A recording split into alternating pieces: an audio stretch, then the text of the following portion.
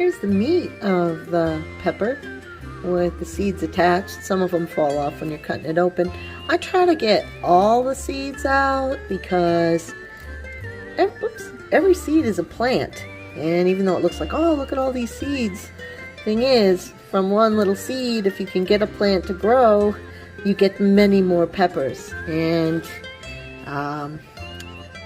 being able to grow your own food and enjoy it is a nice ritual, but it's also economical and really smart, because nobody really knows where this country, the next country in the world is going. And to be self-sustaining in any way that you can is just a beautiful thing, and it's a secure feeling thing, a reassuring thing, a good experience, and also very nice to share with the little ones, even starting, very young, like 2, 3, 4, just from the time kids start walking around and understanding things.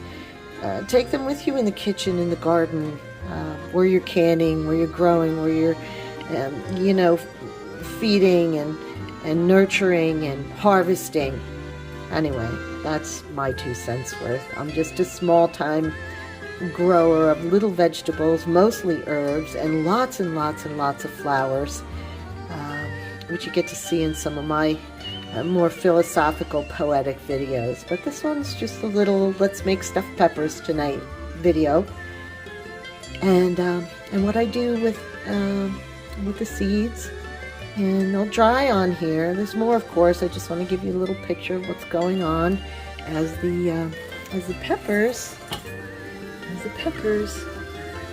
start to steam. So, and then I'll cook the beef and the rice. That's coming on next. And then just stuff them up. It's just simple. What makes it nice is the, crushed tomato sauce and some little teensy bit of garlic and onion if you like, but I like them plain. A sprinkling of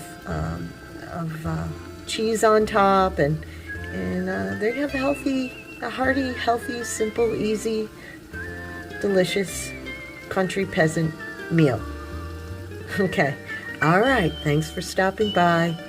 I'll show you the finished product when it's done. Thank you. Bye-bye.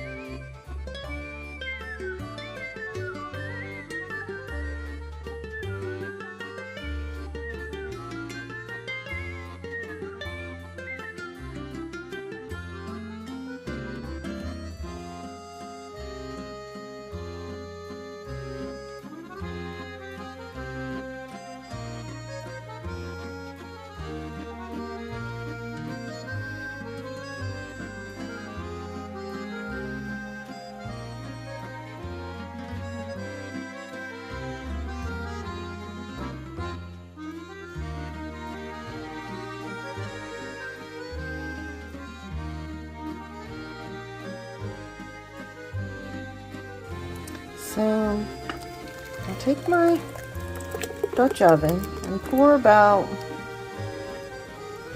3 cups, 28 ounces, a pound of pureed tomatoes or tomato sauce, however you like it, something left over maybe, or I always like to make it fresh, but I also like it plain for the stuffed peppers. I like to have a simple meal sometimes. So I'll just to this add a little bit of garlic powder, a little bit of sugar, maybe a little few pieces of basil, and salt and pepper to taste. Not very much, just a little bit.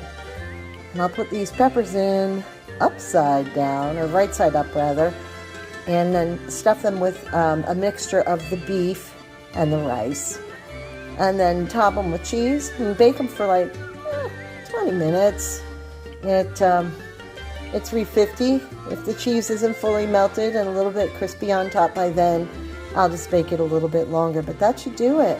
Okay, thank you for stopping by.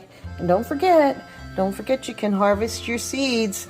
I always do, and so consequently there are always plenty of things like peppers and tomatoes and, you know, just nice little edibles for, you know, farm to table type dining. Okay, God bless you. I love you. Bye-bye. Okay, so now that I've got these in here, sitting in the sauce, I'm going to go ahead and stuff them with my cooked beef mixed with a 1/4 cup of cooked rice. Okay, when you're done saving seeds and you've set aside the meats, you can throw them into your compost bucket or out for the animals. I don't know what you prefer to do. A lot of people do compost. I'm really I'm afraid of compost. I mean, I'll put it all together and then I'll just throw it out there in the woods and see what happens. A lot of things grow out there, but I'm not in any position to advise on composting, just that I do put, I don't waste anything.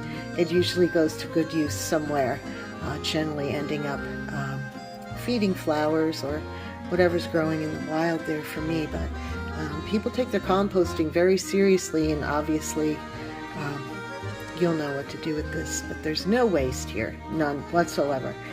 Everything can be used to benefit further growth for other things or future plantings.